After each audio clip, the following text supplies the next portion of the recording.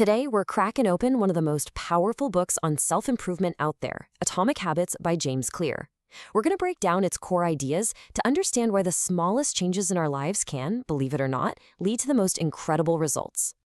But first, let's start with the question we've all asked ourselves. Why do our best intentions, the New Year's resolutions, the big plans we make, why do they so often just fizzle out? It's a frustrating cycle, right? Well, it turns out we might be coming at the problem from the completely wrong angle. This quote from James Clear really hits you, doesn't it? We're all told to set huge, ambitious goals. But think about it for a second. Every athlete at the Olympics wants to win a gold medal. Every person applying for a job wants to get it. If the winners and the losers have the exact same goal, then the goal itself can't be what separates them. So what does? Well, the answer is something that sounds almost too simple to be true. It's the absolutely mind-blowing, compounding power of making tiny, almost invisible improvements every single day. What if you just tried to get 1% better each day? 1% is nothing, right? You'd barely even notice it. But here's where the math gets wild. Thanks to the magic of compounding, that tiny 1% improvement every day means that after a year, you'd be over 37 times better. It's not a slow, steady climb. It's an explosive, exponential leap. Here's a great way to picture it. Imagine a plane taking off from LA, heading for New York City. If the pilot adjusts the nose of the plane just 3.5 degrees to the south, a shift so small you wouldn't even feel it, you don't land in New York. You end up in Washington, D.C. Our daily habits are that tiny adjustment. They set our trajectory, and over time, they determine our entire destination. So if this is true, why do we give up so often? Well, it's because we hit what James Clear calls the plateau of latent potential. We put in the work, but we don't see results, so we get frustrated. But think about an ice cube. You can heat it from 25 degrees to 28 to 31, and on the outside, nothing changes. It's still a block of ice. But all that energy is being stored. The real breakthrough, the melting, only happens at 32 degrees. The key thing to remember is that your effort is never, ever wasted. It's just building up potential. And this idea leads us to maybe the single biggest argument in the entire book. To finally break through that plateau, you've got to stop obsessing over the finish line and start falling in love with the process. It's about focusing on systems, not goals.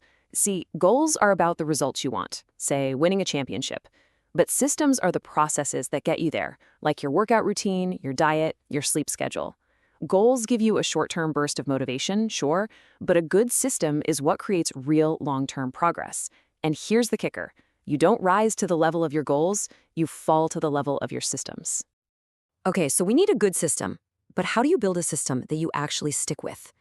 This is where things get really deep, because true, lasting change isn't just about what you do, it's about who you believe you are. Clear talks about these 3 layers of change. You've got outcomes, which are your results.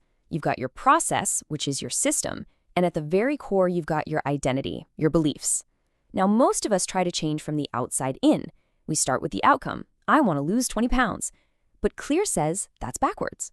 The most powerful change always starts from the inside out. It starts with your identity.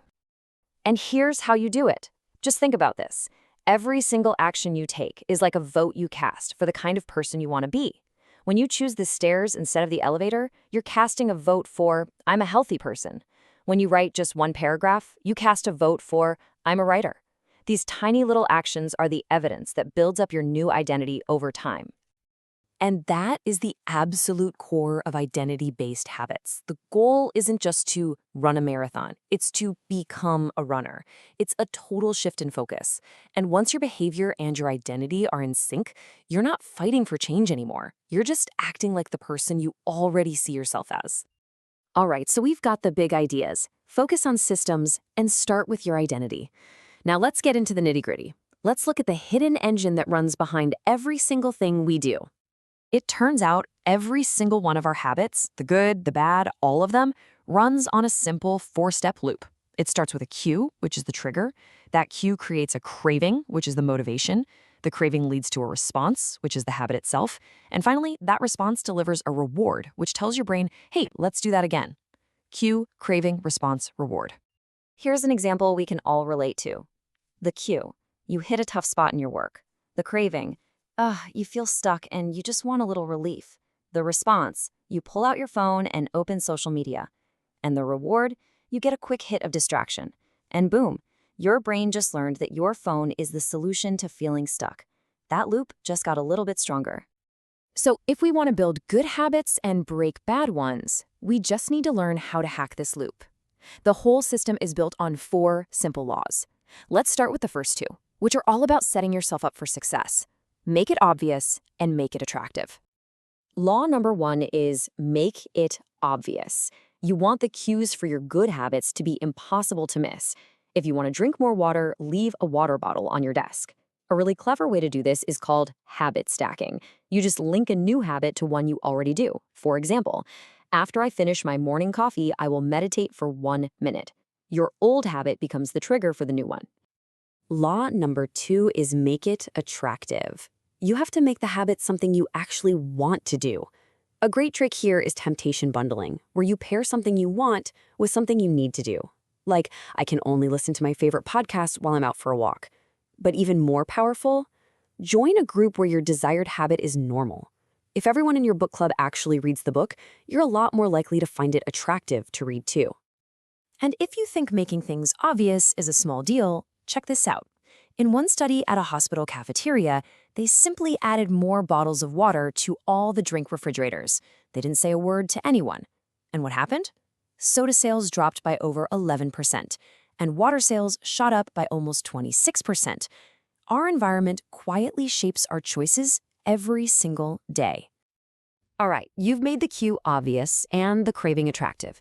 Now you actually have to do the thing. That's where the last 2 laws come in. Make it easy and make it satisfying. This is all about getting it done and making it stick. Law number 3, make it easy, is my personal favorite. It's called the 2-minute rule. The idea is that any new habit you start has to take less than 2 minutes to do. So, read before bed becomes read 1 page. Go for a run becomes put on my running shoes. The point isn't to get a result. The point is to master the art of just showing up, because you can't improve a habit that doesn't exist. And look, we're all human. You're going to have days where you slip up. That's okay. The most important thing is to follow one cardinal rule. Never miss twice. Missing once? That's an accident. But missing twice? That's the beginning of a new bad habit. Just get back on track the very next day, no matter how small the action is.